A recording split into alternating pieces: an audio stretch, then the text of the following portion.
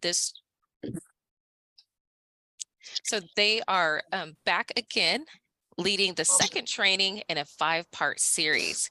We do want to share a little bit of training etiquette before we get started. So if you're just now joining, we request that you mute yourself.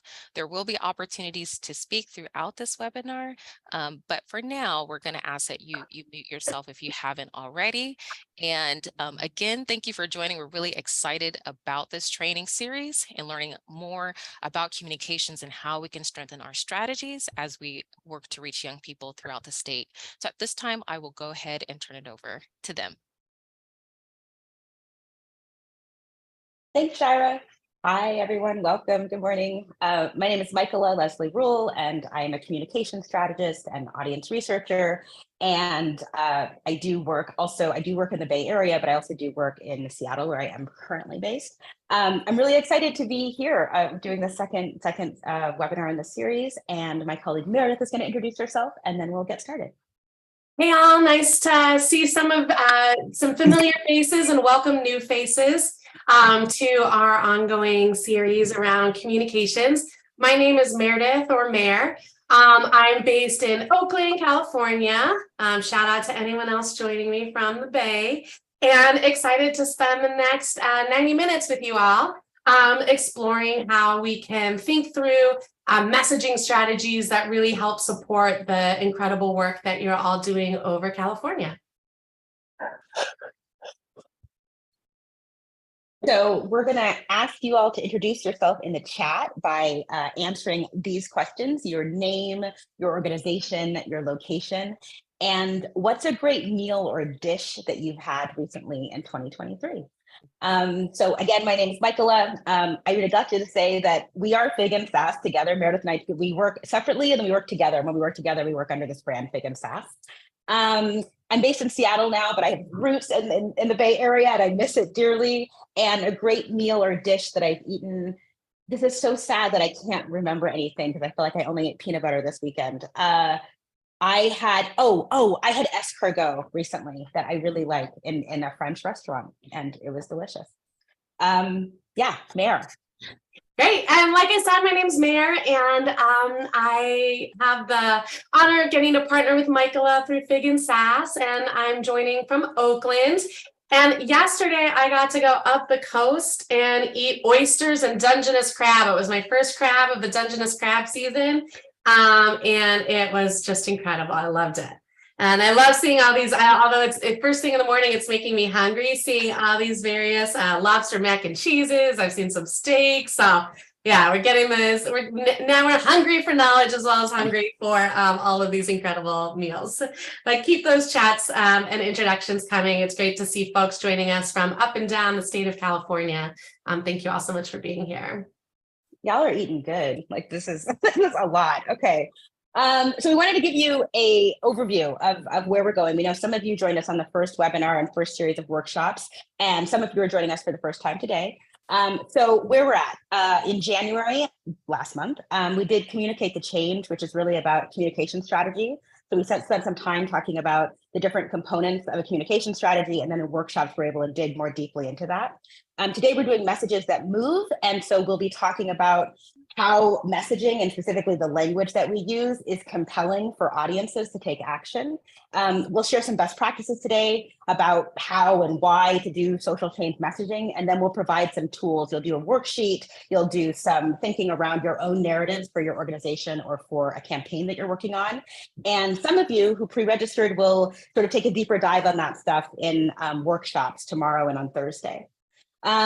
In March, at the end of next month, we're going to do Working with the Media, and this is really thinking about traditional media and earned media as a communications tool. So we'll talk about building a media strategy, and we'll talk about cultivating relationships with journalists and reporters and how to earn coverage for your work. And then in the workshop, we'll do some work around fine-tuning pitches, developing press materials, and any kind of editorial content that you may have. So then in April, we've got digital engagement, and we have a colleague of ours that will be joining for that. And we'll be talking there about digital strategy, thinking about which platforms are the right platforms for you all to use to reach your audiences, kind of best practice around digital messaging on different platforms. And we'll build out a content calendar if you all want, and think about sort of what you can create and when and how much to create to serve your needs and meet your goals. And then the last thing we'll do is the power of the story, which is in May. And just to be totally transparent, some of what we're doing today is really deeply tied to power of the story, right? We've separated it into two different groups, one around messaging, which is the words and the language, and one around storytelling, which is more about the emotional experience that people have as they encounter your content. And we thought that'd just be more manageable for you all, but we might kind of like get right into that gray area. It's all good. You're good, Mark. Thank you. I think someone needs to mute themselves. Okay, cool. So we might get right into that gray area where messaging sort of meets storytelling, and we'll ask that you bear with us because we know there's something on the other side, and come to the storytelling webinar if you can. So the last thing I'll say is Mara said 90 minutes at the top of the webinar, and that's right. These are 90-minute webinars where we talk a bunch and we ask you to engage in the chat. There will be a Q&A opportunity where you can take yourself off of mute at the end. We might ask you to take yourself off of mute to read something at some point, but ultimately it's kind of what you would expect. The 60-minute technical assistance workshops are really hands-on. So we're there to be your consultants and to help you in whatever ways that we can or that you need. I think that's it. If you have questions, there are two of us, so you can enter questions in the chat and we'll try to get to those. If we don't answer them verbally, we can answer them on in the chat as well. Yeah, and the only thing I'll add too is that, as you may have heard from the disembodied voice, we are recording this webinar, and so it'll be sent out after the fact if you want to revisit it, or if you have a colleague that you want to talk through it with. And we'll also be sharing the slides that you'll be seeing on your screen today, as well as some other worksheets and resources that we'll share along our time together. So what are we going to do today? We are going to do a quick warm-up activity, and then we're really going to talk about three things. Like, why is it so important to think about messaging? Like, how is it that message matters in our universe of nonprofit communications and social change communications? We're going to walk through some best practices, effective practices that can help you make sure that your messages are as strong and compelling as possible. And then we're going to introduce you to at least one message tool that can help you sort of build a message framework for everything from introducing your organization to talking about a campaign that you're trying to run to doing something for a particular program. And then, like Michaela said, we'll have some time for discussion along the way. We'll want to hear from you all, and you'll have some time as well in small groups to do some of our activities. So what we want to do is just a quick warm up. And you will be, in a second, invited into a breakout room. Most groups are just going to have 2 folks in them, but you may end up with a group of 3. And you're going to have about 8 or 9 minutes total in your breakout. And you're just going to warm up by deciding who's going to go first. And you'll have 3 minutes to introduce your organization or campaign or program, right? You get to decide. But when you're in the position of having to be the messenger or the ambassador for something that you're working on, how would you introduce it to somebody who is coming in completely fresh? And then after you share, your partner who's been listening is just going to let you know of everything that you talked about, what is sticky for them. And by sticking, like what are they remembering? What are they interested in learning more? Where would they want to follow up if they had questions or got to really dig in with you? And they'll just share what's most sticky. And then you will switch and you'll repeat. Okay? So I'm going to go ahead and open the breakout rooms. And we'll see you in about 8 minutes.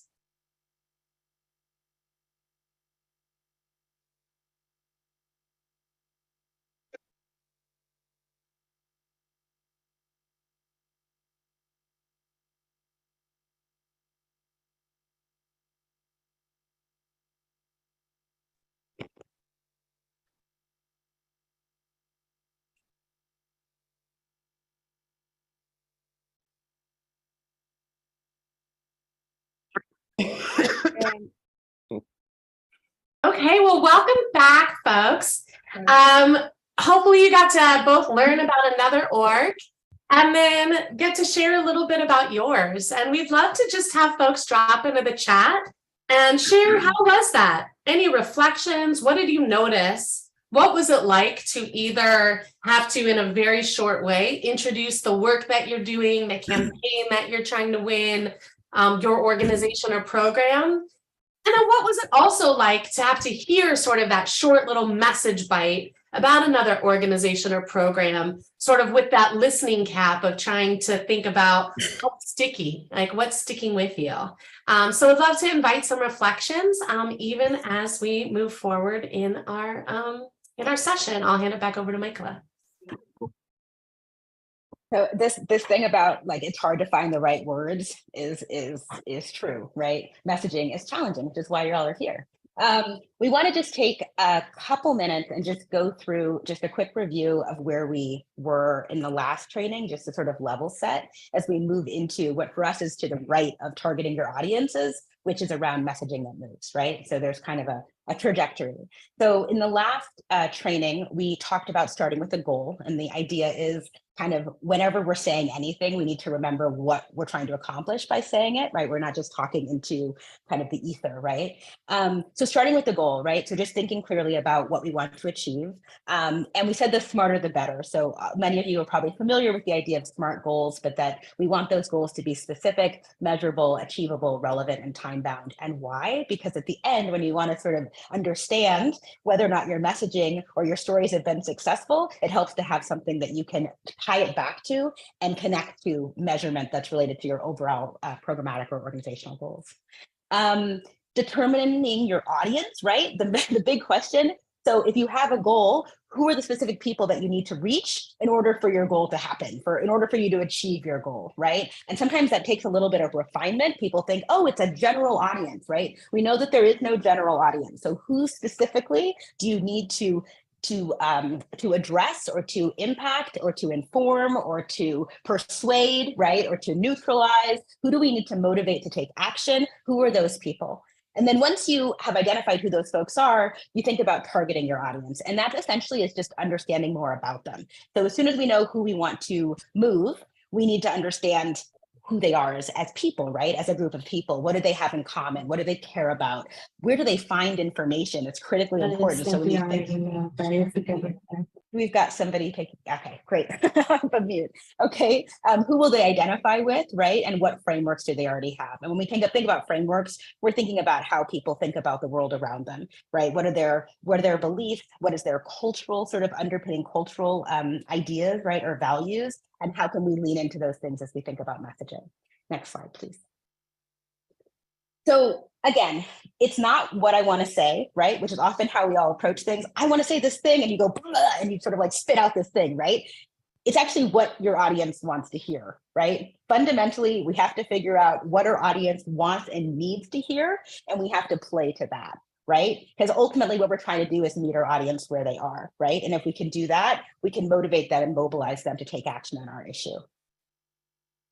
Again, this idea, why does messaging matter? It's because it's not just about information, right? We're not just educating people. Often that's the way that's kind of our stance as especially like programmatic people or organizational people. I need to educate you. And if you understand, if I educate you and I inform you about something, then you're going to take action. Then you're going to be motivated, right? But ultimately, it's not actually about the information. It's about using words to cue emotions or feelings or identification, right? We remember how we feel when we hear something, not necessarily the exact words that someone said. So there's also this idea that there's, the game of telephone, right? Like one person says something and you whisper it to someone else and you whisper it to someone else. And by the end of telephone, it's changed and morphed into something completely different, right? I play this with my kid. It's hilarious, right? What he thinks I said, at the end of the circle is completely different than what I started out with. The idea is we all need to be sort of singing from the same songbook, right? So messaging and having intention around designing specific messages is also to make sure people have a cheat sheet, right? So that you who are the program officer or the program designer or a coordinator, right, are saying the same thing as the comms person, are saying the same thing as the executive director, are saying the same thing as the person who is talking to the media, right? That there is a series of very specific intentional messages that are being amplified and perpetuated and repeated, right? So that it doesn't feel like a game of telephone. And so when we think about the words, and I said before that this is about the words, and later we're going to talk about the storytelling, which we're psyched about, right? But this, when we think about the words and we think about why it matters, right? Essentially, words are a type of a bridge, right? And we showed this in the last training, and we said often what it feels like is that advocates are on top of one mountaintop and our audiences are on top of the other, and we're yelling across this chasm and we're speaking Italian, right? Nobody can understand anything. It's like just little pieces of information that are floating past, right? So our job with messaging is to build a bridge between these two things, and it's part of this becomes our messaging strategy. So the last thing that I'll say here before we do a short case study is just to remember that you're not the only ones talking, right? So when we think about our audiences, you might think of an image like this, right? Which is that you've got advocates that are constantly telling us something, telling your audience something. We want them to do something. We also have people that we would consider to be the opposition, right? And they may be saying something else. So part of what we're trying to do is situate ourselves in a way in which our audience feels listened to and heard, right? Where we are meeting them where they at, and also that it's not polarizing, right? Audiences like to understand a little bit of both pieces, but they don't want to feel like they're forced to make a decision or that there's some kind of polarization. Like if you don't agree with us, then you are this other thing, right? So we kind of like back away from messaging like that. Yeah.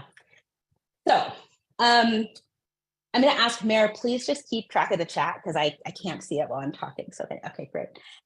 So we wanted to sort of share this example that comes from a colleague of ours, or colleagues of ours, Wonder Strategies for Good and Goodwin Simon Strategic Research, which we also do some work with. And it's around this idea of medical aid in dying, and it's also specific to California. So there's this case study sort of begins in 2013. There's an organization called Compassion and Choices, and it's this national advocacy organization that wants to improve care and expand options for people at the end of their lives. So in 2013, Compassion and Choices makes it its mission to make it legal for terminally ill Californians when they have only a few months or weeks to live to request life-ending medications from physicians in order to end their pain and suffering, right? And why California, right? California, advocates have been trying for 20 years at this point to make medical aid in dying a legal option for terminally ill people. But voters and legislators have previously completely rejected these efforts. And they feel like if they can break through in California and make progress in California, because it's 39 million people, right? It's a huge state and diverse, that maybe this can be a model for other parts of the country. So advocates are ultimately aware of three factors that have been barriers to their success. They know that they have a harder time making progress in highly religious states. They know that they have a hard time making progress in states where there's a large group of Catholic voters. And they know that where there are states with significant racial and ethnic diversity, it's also really hard to make progress. So they're trying to think about how they can win this, right? So this is a map of religiosity, right? It's like levels of how religious people believe they are in different parts of the country, right? And this is a map that comes from a poll from Pew Research, right? So before 2015, there's 3 US states where voters have approved or made laws about medical aid in dying. And those are Oregon, Washington, and Vermont, right? And all of these states are mostly white, right? They're mostly white. They identify as being progressive, right? And they have very low levels of religiosity, right? It's not a lot of people that are practicing some type of religion, right? In the Pew study, right? So California is more racially and ethnically diverse, right? It's also more religious, right? And so what do you think is sort of the skepticism then? Like, every time I say this and I say, oh, people of color, this is the thing, people were worried about states with a lot of people of color, right? What do you think the issue was? Why were people of color skeptical about this idea of medical aid in dying? You just entered into the chat or take yourself off mute. Like what could be the issue? Medical racism. Yes, right, nailed it. What else? Things can go wrong. Racism, right? So people of color, either through their own lived experience or something they've inherited, stories, a way to kill their people, yes, right? Through our own experiences, right? Through history, we know that the medical system was not designed to help us, right? And we have lived experience of either having negative outcomes as a result of going to doctors that didn't treat us fairly, right? Or we know about Tuskegee, right? And other experiments that happened historically where we know where care was withheld from people, right? So they do a survey, right, at the beginning of this research, right? They're like, how are we gonna mobilize people around medical aid and dying, right? They do a survey and they find out people are really worried that doctors will make a mistake, right? They've had experiences where a doctor says, this is going to be catastrophic, right? Maybe you won't be able to walk again, but then eventually the person walks again, right? So they're thinking, how can we pass medical aid and dying if the doctor could make a mistake, right?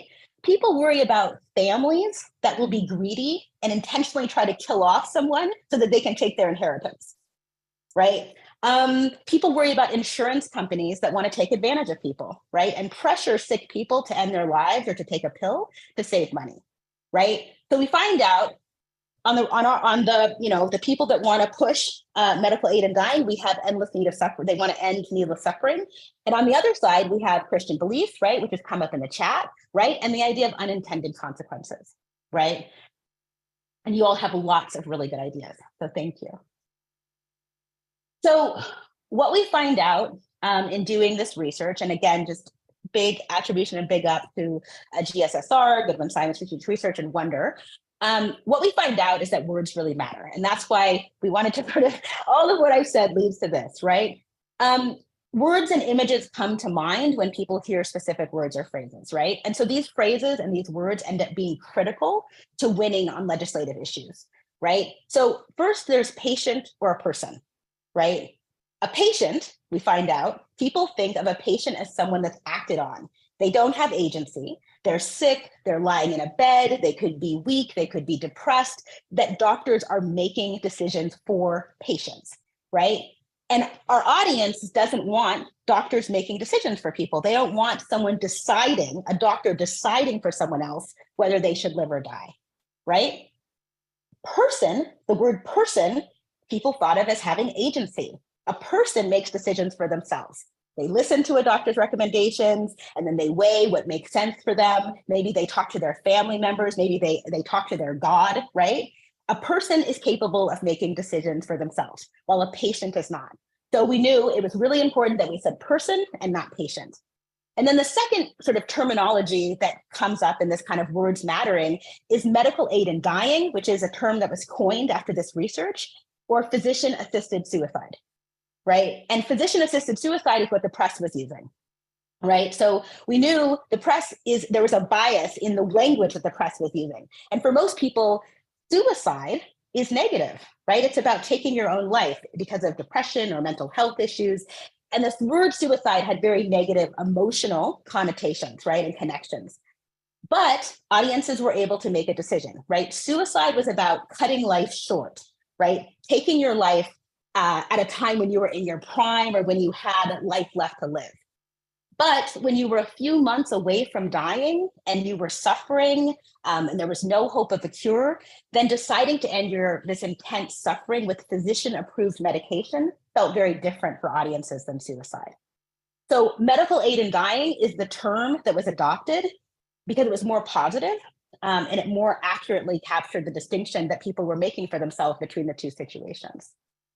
I also saw that Natalie put that it was people-centered language, Yeah, right? thank you. And if you notice, who has the agency in the term physician-assisted suicide? Like the doctor is front and center, versus with medical aid and dying, it refocuses it around the person, not the patient, like Michaela said, but the person, right, who's just looking for some compassion and help because they've already come to terms with the end of their life.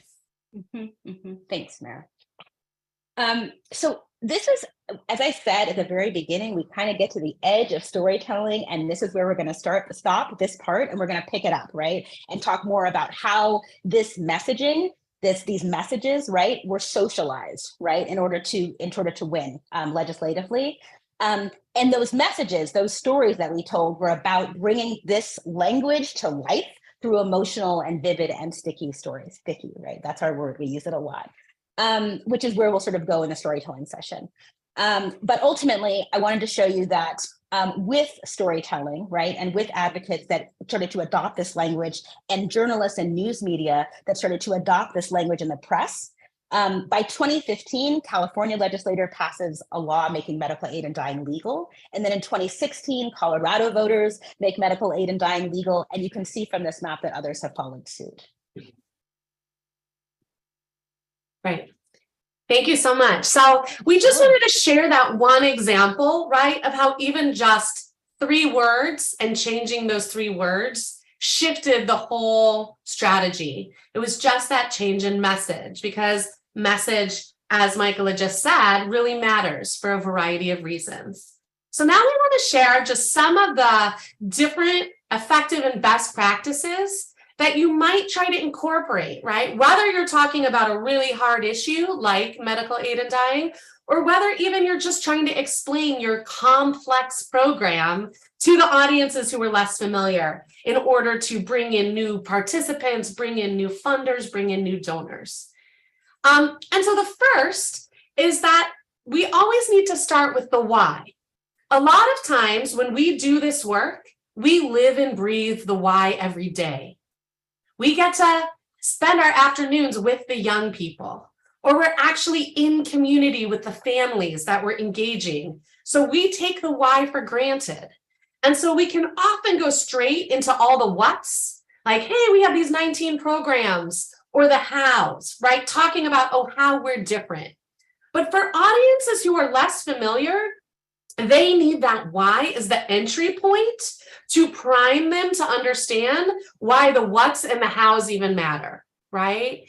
And we'll share in a resource list. There's a pretty famous TED Talk where Simon Sinek talks about this. He goes even more deeply into why is it that when you start with the why, when introducing a program or even a product, a business, right, it really helps bring audiences into the conversation in a more strategic way than jumping straight to the here is what we are and how we do our work.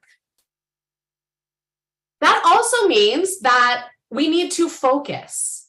A lot of times when we are thinking about messaging about our work or our organization, we just want everyone else to know everything we know, right? But most audiences, and we talked about this in our first session, that's too much information. And so we want to figure out where in our message can we help focus our audience's attention as the first place to bring them into the work or into the conversation, right? They don't need to know all of the 27 programs that you run in order to want to donate to your organization, right? It may just be that they need to understand the impact, or they might need to understand why you know that what you're doing is going to pay off for the community that you serve, right? But really about making those hard choices and focusing. And one of those things that we try to do is make it sticky, right? So for those of you that got to do the warm-up, right, part of what you were doing was sharing about your work and then hearing from a partner or partners, what was it that stuck with them? And we know if we look at campaigns like the case study we did last time about Don't Mess with Texas, or you look at like big brands like Nike who've been talking about just do it for my entire lifetime, right? The repetition and the simplicity of something that sticks really helps messages penetrate for audiences so that they can remember, right? They're not going to remember a whole encyclopedia of language about your work. You want to try to boil it down to something that can actually stick. And by making it sticky, it makes it easier to repeat, right? We know that audiences have to hear something at least 3 times. And there's other research that suggests it may be 7 times of hearing anything before they can remember it. So that means just about when you feel like you can't say this introduction of your org again and you've said it until you're blue, right when you're getting really sick of that message is when your audiences might finally start to remember it, right? And so it's not about having to have brand new messages every time. It's about figuring out what is it that you can repeat? Whether you're speaking about your organization, whether you're writing about it, whether you're posting about it, right? But what is sort of that clear thing that can be repeated in lots of different ways? Because that's how audiences begin to actually understand and remember. We also have to make sure that we translate jargon, right? We in the nonprofit world, we speak all sorts of jargon, right? We talk about empowerment, we talk about different models, we talk about strategic planning. And folks who don't work in our sector have no idea what we're talking about, right? Even my own mother-in-law, she doesn't understand that because I work with nonprofits, that it doesn't mean that I'm not a full-time volunteer, right? And I've been trying to explain this to her, but she just doesn't have a reference point for what it means to do social change work or nonprofit work. So we're always trying to figure out, when we're speaking jargon, how do we translate it? And one rule of thumb that I often suggest to folks is, can you explain your work or your issue or your program to a roughly 11-year-old or a 5th grader? Why an 11-year-old or 5th grader? We know that after a 5th grade reading level, we start to lose major swaths of the literate adult population in this country. And so if you get that newspaper, USA Today, that like they give out free at hotels, it is written in a 5th grade reading level. Whereas a lot of nonprofit grants or nonprofit annual reports are written at like the Harvard Business Review, like level 15th grade, right? Complex words, really long paragraphs and sentences, right? And so I often tell folks, if you can find an actual 11-year-old, and I have a god baby who's well, he just turned 12, but he's in that right age. So I'll sometimes say like, hey, Henry, can I try to explain something to you and just see how it lands? Because I know if I'm trying to boil it down to what's really important and simplify it for Henry, that I'm probably going to start translating the jargon that I forget that I speak because I talk to other folks who work in the movement and work in the sector so often. One way to know that you're starting to get out of that jargony space is if your words actually paint a picture, if they show instead of tell, right? So like words like civic engagement, right, are nonprofit jargon. We know what we mean if we do it. But if I was going to go out and talk to my neighbors, it's probably more effective for me to talk to them about, hey, do you want to be part of going door to door and talking to everybody else who lives on our street about that really big pothole right in the middle of the avenue, right? That they can see. They can have a picture of what it would look like. And so you want to think about how in the language that you use to describe your work, because most people don't get to see what you see every day, right? How do you show them instead of just telling them what it is? We also want to make sure that we're conveying the urgency of the really important work that you do. A lot of times in nonprofit world, we can be kind of humble. We don't want to overclaim our work, right? And so we talk about, we're a part of a coalition that helps to try to maybe create a world, right? Rather than just cutting to the chase. And I got to hear from a branding expert who mostly works in tech. And he was presenting to Latino-led organizations across California. And what he said to them was, I want you to think about when you write your message, when you talk about your organization, are you a vitamin or a painkiller? Right? A vitamin is a nice to have. If you skip a day of your vitamins, oh well, you'll take it the next day. It's a nice to have. And often the way we talk about our work, because of that tendency to be humble, we talk about it like it's a nice to have, right? Whereas we need to make sure that we're talking about the critical work you do as if it's a painkiller. If you have a horrible headache, it's not a nice to have to find that pill. You, or whatever your relief is going to come from, right? You need it. And what Juan Carlos taught me was, look at every tech company across this state. They talk about their work like it's a painkiller, like it's the most urgent, most important, most disruptive thing that's going to save the world. And then you find out that they work for a company that makes sure you can get your dog food delivered, which to me is nice to have, right? Whereas the work that you all are doing, supporting young people, educating folks about LGBTQ communities, helping folks get mental health treatment, that's really, really urgent.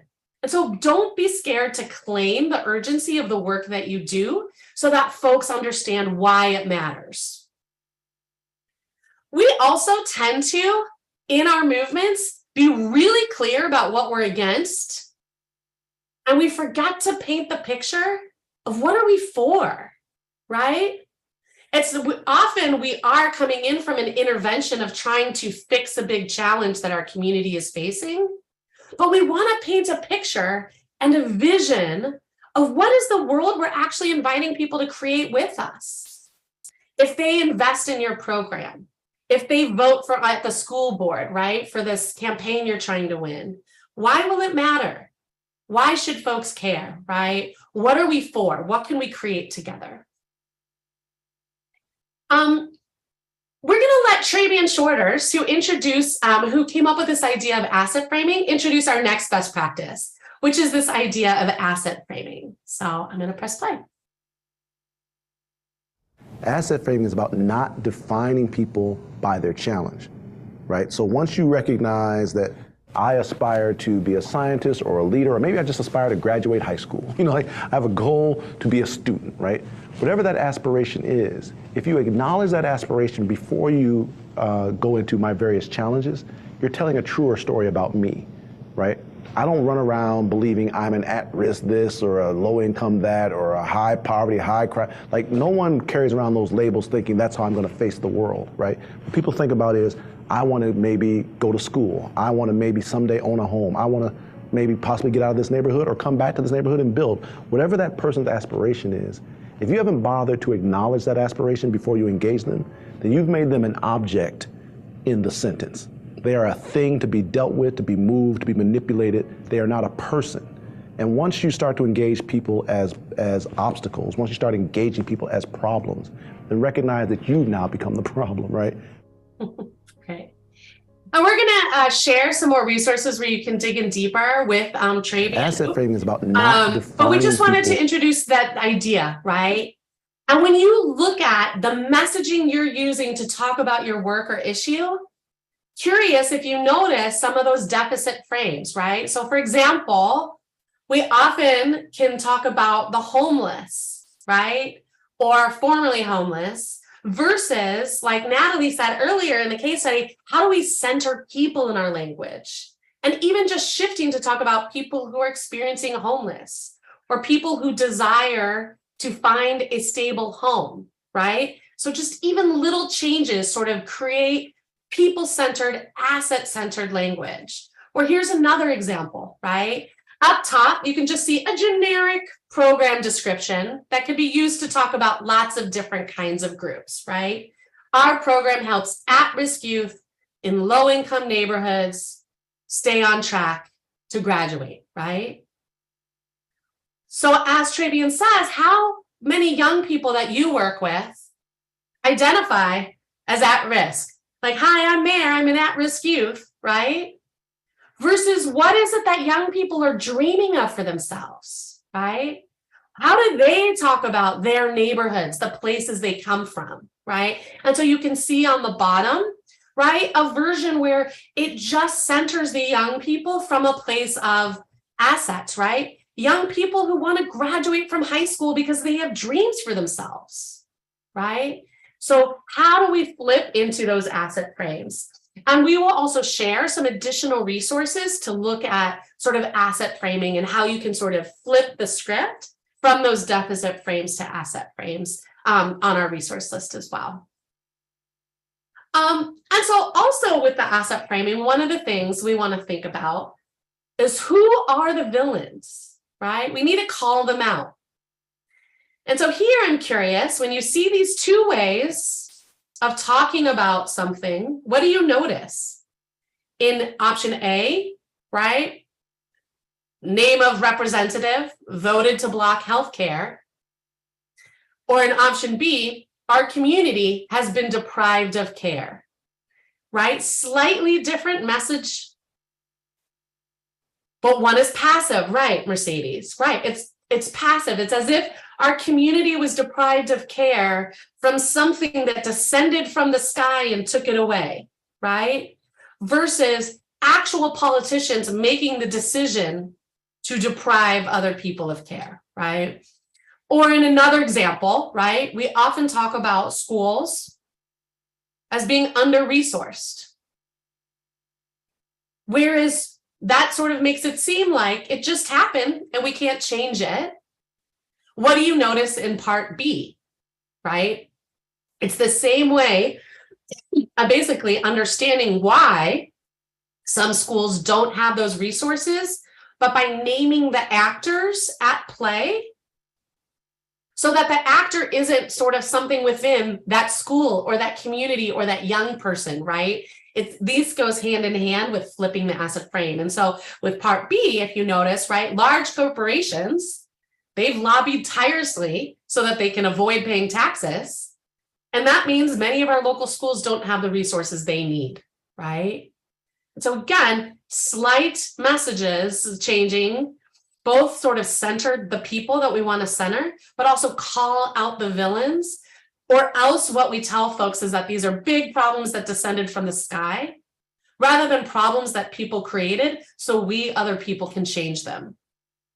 The one thing I'll just add to that is that we're also trying to fill gaps in people's brains, right? So if you tell folks, if you just go back to the previous slide and you tell folks that, you know, a problem came from, we don't name where the problem comes from or why something is happening, people just make up their own stories in their mind, right? Which makes more work for you on the back end. So the degree to which we can fill out the gaps in people's understanding of why something happens and why it matters and name who, it speeds up sort of your ability to make impact. Yeah, thank you. And so then I think just one more effective practice before we're going to give you a chance to digest these a little bit. And that's just a note on data. A lot of times when talking about our work, we think, let's just put a lot of numbers in it, right? But what we know, right, is that it's not just that transfer of information, like Michael has said, it's about cueing feelings. And for a lot of folks, facts and numbers don't do a lot for feelings, right? We know we are a country that's not that great at math and getting worse. And yet a lot of times talking about our organization, we fill it with numbers that are asking people to do math in their heads or to make sense out of a bunch of fractions or percentages, right? Without really helping them understand why these numbers matter.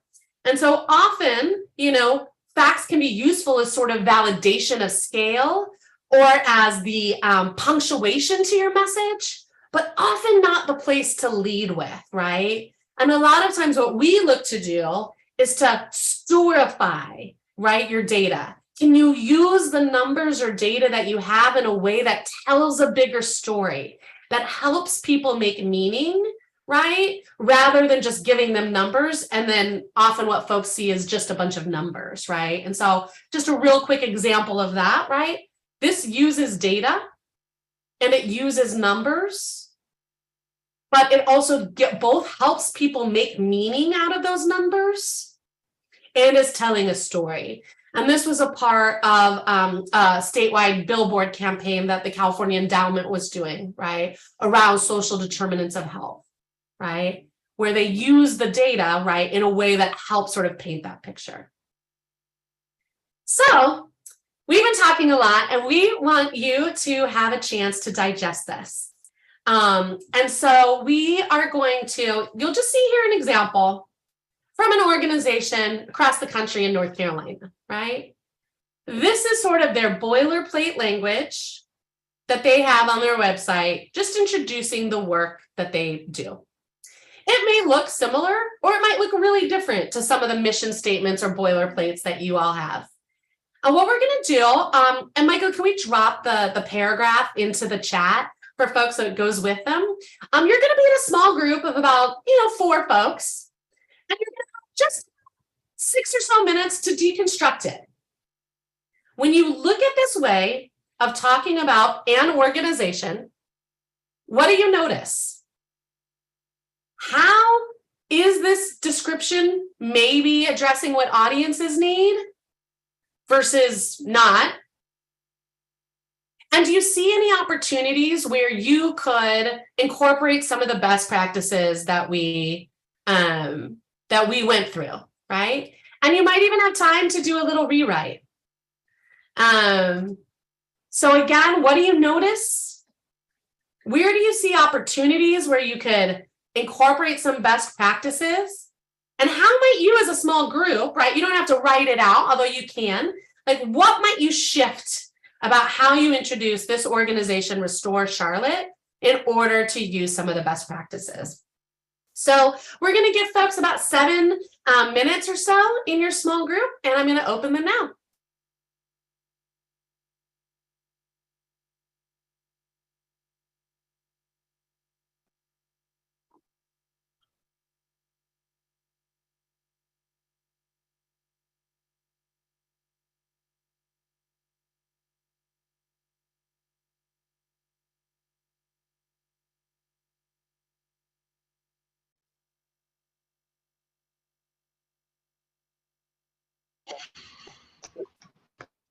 So welcome back. We know that folks didn't have as much time as we would have hoped, and we apologize for any of the tech difficulties. We know some of you were able to probably get deeper into your deconstruction than others, but just want to have a quick conversation. Would love to hear from folks either in the chat, or if 1 or 2 folks want to come off mute and just tell us a little bit. So what did you notice, right? When you're reflecting on the best practices that we had gone through, and then we shared this message, what would you change about it? What did you notice? Would love to invite a couple reflections. Hi, my name is Jessica. Oh, my name is Jessica. I am with Community Justice Alliance here in Fresno. And as we were doing this exercise, I was definitely going back onto everything that where we were talking about, we were learning, and throughout the entire process, the jargon was definitely not translated. And at the end of it, if someone doesn't know anything about Restore Charlotte, you don't gain really anything with that statement to learn what it is. Like, it also listed a lot of the different things that were they do, but not necessarily what they do. It was all very broad and definitely not 5th grade level, reading level. So at the end of it, that's kind of like, if someone doesn't know what this is, at the end of it, they still wouldn't know what it is, what this org does, or what it is. Yeah. Thank you, Jessica. So, right. It doesn't leave people with more information than they had before. I also saw some folks in the chat talking about, like, it made me feel nothing, right? And we know that in order to get audiences involved, we need them to feel things, right? So that's definitely part of it. I'm seeing Stephanie talk about who's the audience, right? Because we talked about how your audience matters, right? And so this feels like often what we do is we try to create something generic that works for everyone. And what we end up with is something that doesn't really work well for anyone, right? Versus how do you really target, depending on who you're talking to, right? A pitch or an introduction that brings them in. So great. Yeah, thank you all. Keep sharing those reflections in the chat. Yeah, 2 more things just to lift up. One. Oh, was it somebody going to jump in? Rochester made that point about who's the target audience. It was kind of vague, but I do want to say that at least they do have a target. They're grassroots. They're focused on several great key components of social change, right? And how to create a transformative system. That is very positive, very good, but it's just who's the target audience and how do we craft all these great approaches to fit? Because you want to target one at a time. You can't do them all unless you have a big agency and you're targeting each factor. But I think those are good points. But I think, like William said, that who's the target audience, but also what is it that we attack first?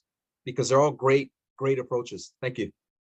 So one thing just to lift up about something like this, right? This is a mission statement, basically, right? And when you think about where this lives, you would have your mission statement living on a website, right? So one of the big questions that I would have about something like this is, you said grassroots, and just when you're just talking, and my question would be, who's on your website, right? For this organization, I would say, if you have this statement on a website, who are you imagining is going to come to your website? And is this the right language for the people that will come to your website? Some organizations, I would say some youth-led organizations that particularly target an audience, have an audience of young people, don't expect young people to ever visit their website. The website is actually for donors, right? Or for adults to know, like, oh, we need to connect a young person to this. And so it actually, the website functionally, the entire platform is built around an adult audience, right? But the same organization, when they're talking to young people, may be using a different platform, maybe using TikTok, might be using Instagram, right? And those messages then are going to be crafted for a youth audience. So that's just something to sort of pull out. If this was an organization that imagined that a grassroots organization that they're saying is community level and they're saying that they're doing this work, if they're trying to target this audience, their base, through their website, this probably isn't the appropriate language. Does that make sense? Yeah. Great. So I'm going to pass it back over to Michaela, and we just want to introduce one more tool, right? A tool that can help you bring things together as you think about applying some of these best practices to your own work. Great, and we're gonna do this a little bit shorter than we imagined, but we'll have the full deck after this, so that we will have some time to ask some Q&A. Right, Mary? That sounds great. All right, cool. So this is what we would call a core narrative framework or a core messaging framework, right? And ultimately, all narratives follow the same sort of pattern. Our brains, our colleagues at Wonder and Goodwin-Simon would say that our brains are hardwired, right? Our brains are hardwired to understand stories in a particular order, right? So the first piece is connection, a connection statement. And these are messages that are really based on a shared set of emotions or values or identities, right? Or a lived experience, right? And the intention with this message is to create a connection with your audience so that they will listen to what happens next, right? So if I start a sentence by saying, as Black women, I'm cueing to an audience that I am the same as you, right? And so therefore we have a shared lived experience. Now I'm going to say next, right? The second part of this is a problem statement. And sometimes this is a need statement. Sometimes it's a problem statement, and sometimes we think about it as an opportunity statement. It could be either. These are messages that describe a problem or a need that your audience is experiencing, and that your audience believes needs to be fixed. So like a good example is that sometimes, especially when people from outside of a community have an idea about what an intervention needs to be, folks will come in and say, this is the thing you should care about, right? In your community, this is the biggest issue and everyone should care about this, and I'm here with this intervention, right? But if the issue that you're identifying is not the same issue that people that live in the community believe is the most important thing, your message falls flat. Does that make sense? Like if I walk in and I'm talking about clean water and people are like, no, actually what I care about is that I don't have electricity, then my message doesn't matter. Right? I need to connect it to the thing that people feel like they need or what the problem is that they're experiencing. The solution, right? Clearly, messages that describe your solution. It's a way that your solution needs to connect to the problem or the opportunity that your audiences have identified. And then the vision statement, which is, this is how the world will be different if we have this solution, if we're able to meet the needs of that you have seen in your community, then this is how our world will be, right? And we're looking for vivid description language of, we are going to live in a more equitable community, right? Or we will have human rights for everyone, right? It's these big, robust vision statements. So we wanted to just put this on its feet. We're going to send you this. You have a worksheet for this. I just wanted to put this on its feet. And then, Mayor, should we do the worksheet in this session or should we just give it as after? Short on time. So we'll be able to follow up with folks either by email or in the workshops, but we'll show you what this looks like in practice. And then we'll share the worksheet just so you can look at it. And then we'll see what questions folks have when you think about starting to use it to collect your thoughts. So like here's an example from an organization based they started in Oakland, but they're a national organization. called the Hood Incubator. And so, right, their connection message talks about wanting to live in a world that's just, and what they believe about what it will take to heal the legacy of racism, right, in order to create health and prosperity for all. So then they talk about the problem and the need by connecting the war on drugs to that legacy, right, of the different policies and systems that have constantly, dismantled power in Black communities, right? Then they introduce their solution, right, which is their organization, but not by talking about the laundry list of programs that the Hood Incubator creates, but talking about how they're building a movement for cannabis justice, which is the way that they're creating a world where every Black person can generate wealth, health, power, and prosperity, right? It's not that we do all these different things and civic engagement and community empowerment, but they're just sort of giving you that overview of the solution. And then they end, right, by painting again, like Michaela said, that vision, right, of why this will matter, right? Why do we need to do this? To sort of, again, all of these elements answer the question why. Not necessarily what or how with a lot of detail, but they really introduce people to that idea of why. Or, another example that you'll see, sometimes it's not talking about an organization, but it might be talking about an issue. And so here is message guidance that came out of several organizations, including Transgender Law Center and Research Partners, where they were trying to figure out a framework to talk about what it is we want for our transgender young people amid all of the policy assaults on their ability to be free to be themselves. And so again, right, simple connection message, right? No matter who we are, we want to be ourselves. So what's the problem or that need?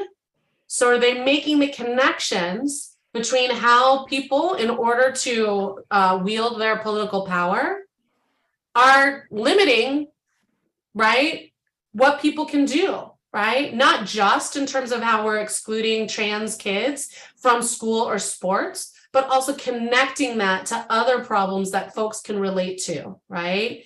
Calling out the villain, calling out the game. But the connection, right? Here you can see it's a little bit generic because different folks sometimes are talking about this issue based on different laws or different people. But here's where you talk about why we need to stop, why we need to speak out this kind of attack. And then you end again with that vision, right? So that you're painting that picture of why this matters, right? And you'll have access to those examples as well as in the worksheet that we'll drop into the chat. It really just sort of names those 4 elements of your message framework, your narrative framework, right? That you can now use to think about, how am I talking about my organization, right? How can I translate the jargon in these buckets? How can I sort of cue feelings and showing and telling, right? By using the senses versus just a lot of like explaining of programs, etc. And Michaela just put that worksheet into the chat, and you'll see we just ask, once you make a copy of it, then you'll have access to edit it, right? And so you can use this anytime that you need to create a message for, again, new program, new fundraising campaign, new organizational effort, because it hits on those elements that make sure that you're staying in that why, right? Explaining the why before getting into the what's and how's. And then also thinking about how are we centering what our audience needs, matching their sense of the world, their sense of the opportunity or problem, and making sure that we're translating our language for them. So with that, we want to just give some time for some questions and discussion with our last few minutes. When you think about messaging in this way, what comes up for folks? What do you, any other questions or reflections? You can drop it in the chat, or Faith, I see you. Okay, sure. Yeah. Faith Galati, Executive Director of Breakthrough Sacramento. This was an important conversation for me. It was very, very helpful. I see I see a whole lot of work behind this. It's important, and I'll be pushing it up in my priority. I'm going to be sharing this out with my board and also my staff, because I can see that I've got a lot of conversation. I've got a lot of text that is not supportive of the direction this has brought to light, and I knew it on some level. So I'm very, very happy to have participated in this, and assure you that it's going to go a long ways over here, including my mission. So thank you. This was very, very good stuff. Thank you. Appreciate Thanks that. for coming, Faith. Sure. Times when we see best practices, what we notice is all the ways we're not doing it right? And so I would just invite you all, if you're feeling overwhelmed or feeling like, oh, I have to go back to the drawing board and rewrite everything, right? It's okay. Wherever you start is a great place to start. And even just starting with one thing, like how much are we starting with the why? Maybe start there and feel really confident there. And then you can start to look at where are we using jargon that we need to translate, or where do we need to sort of adapt for audience. So just wanted to share that too. Would love if maybe one more person wants to, if you have a question or a reflection, and then we'll move into some wrap up. I would say, a big takeaway for me for today was calling out the villain. I thought that was an eye opener, because you have to be able to call out the villain and point out the source of the problem. You're able to see the problem better and communicate it to your audience, and you're able to take action when you call out the villain, opposed to when you don't call it out. It's like you said, it's like it just came from the sky, and you don't really get to the root of the problem. So I thought that was a good point. Right. Thank you so much, William. Thank you. Great. So I'm going to hand it back over to Michaela just to close us out. But as a reminder, we definitely want to follow up with folks. If you have more questions or reflections, we're available to dig into those with you. So yeah, Michaela, I'll pass it over to you to close us out. So the first thing I'm going to do is drop a reading list into the chat. It's a link. It has all of the information that we've shared today, the different links we've dropped into the chat, and we'll send a follow-up email to you all that has this deck. It has the worksheet that we cut a bit short with the narrative framework, as well as things like my excitement about dropping this calculator. There's this word calculator that can help you to sort of test your vision statement or your mission statement, and you plug it in and it will tell you what level, what grade level it's written at. All those things are in the resources. We have messaging strategy workshops this week, tomorrow, Wednesday, and on Thursday. I believe tomorrow they're from 10 to, we have 2 sessions tomorrow between 10 and 12. And then on Thursday, also between 10 and 11:30. Is that right, Mary? That sounds right to me. Yeah, I think so. Yeah. And folks signed up in advance for those. I saw a note in the chat. I'm not sure if I signed up. Email Shira if you're not sure if you signed up, and she'll be able to confirm. Perfect. It's right there. So let's see. In the strategy workshops, we're going to think about your core narrative. So one thing, if you are signed up for a workshop, it'd be great if you would take a little bit of time in advance, maybe just reviewing any questions that you have from the session.